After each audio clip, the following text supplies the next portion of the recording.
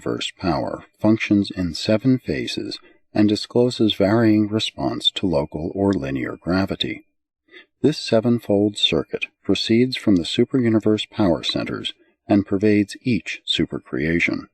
Such specialized currents of time and space are definite and localized energy movements initiated and directed for specific purposes, much as the Gulf Stream functions as a circumscribed phenomenon in the midst of the Atlantic Ocean. 4. Local universe centers. On the headquarters of each local universe are stationed 100 power centers of the 4th order. They function to downstep and otherwise to modify the 7 power circuits emanating from superuniverse headquarters, thus making them applicable to the services of the constellations and systems. The local astronomical catastrophes of space are of passing concern to these power centers. They are engaged in the orderly dispatch of effective energy to the subsidiary constellations and systems. They are of great assistance to the Creator's sons during the later times of universe organization and energy mobilization. These centers are able to provide intensified lanes of energy useful for interplanetary communication between important inhabited points.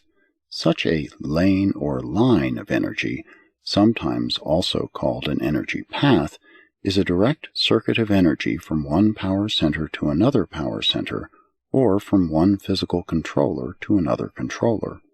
It is an individualized stream of power and stands in contrast to the free space movements of undifferentiated energy. 5. Constellation centers. 10 of these living power centers are stationed in each constellation, functioning as energy projectors to one of the 100 tributary local systems. From these beings there go forth the power lines for communication and transport, and for the energizing of those living creatures who are dependent upon certain forms of physical energy for the maintenance of life. But neither the power centers nor the subordinate physical controllers are otherwise concerned with life as a functional organization. 6. System centers.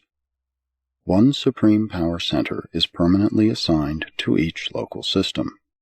These system centers dispatch the power circuits to the inhabited worlds of time and space. They coordinate the activities of the subordinate physical controllers and otherwise function to ensure the satisfactory distribution of power in the local system.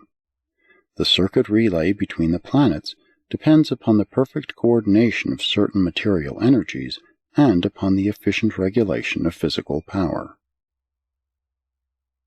7. Unclassified centers.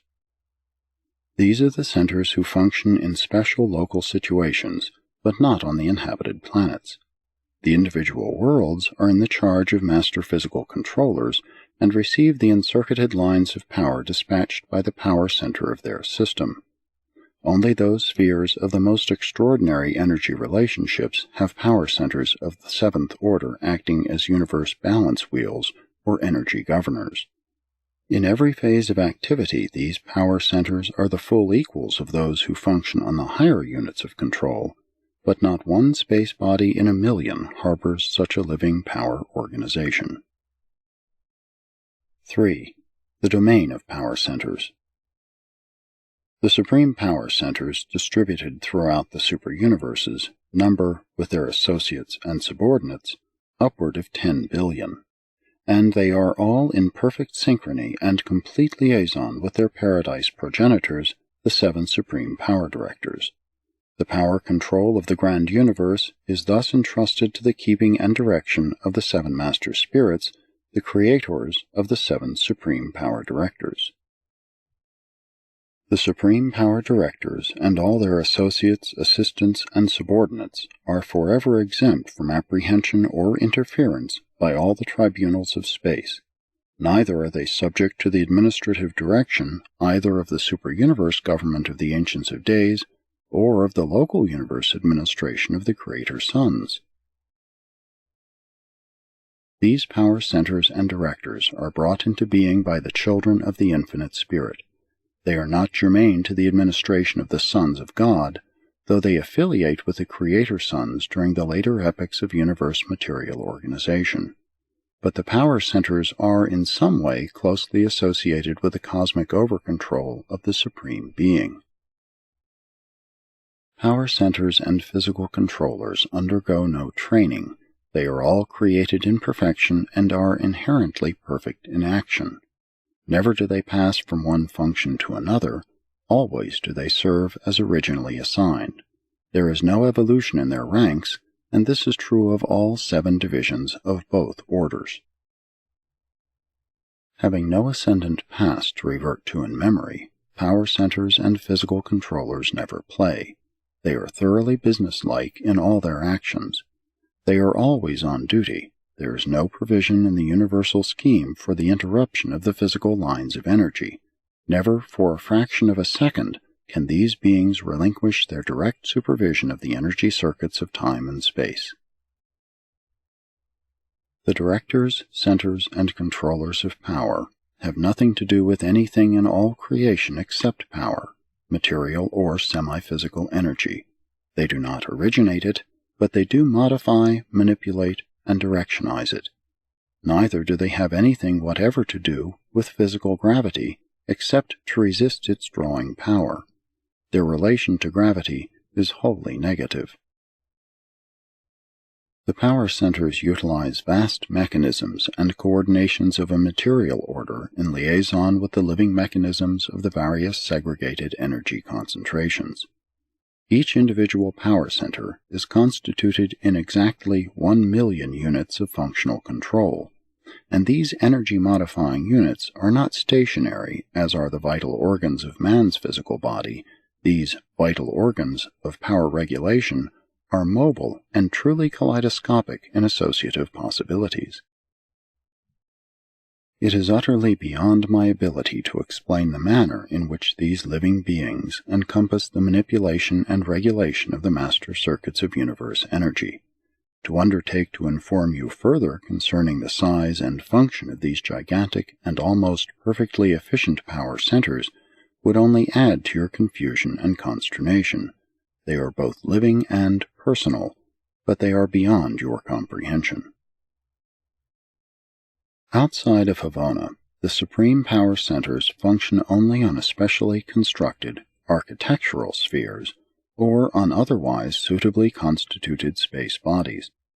The architectural worlds are so constructed that the living power centers can act as selective switches to directionize, modify, and concentrate the energies of space as they pour over these spheres.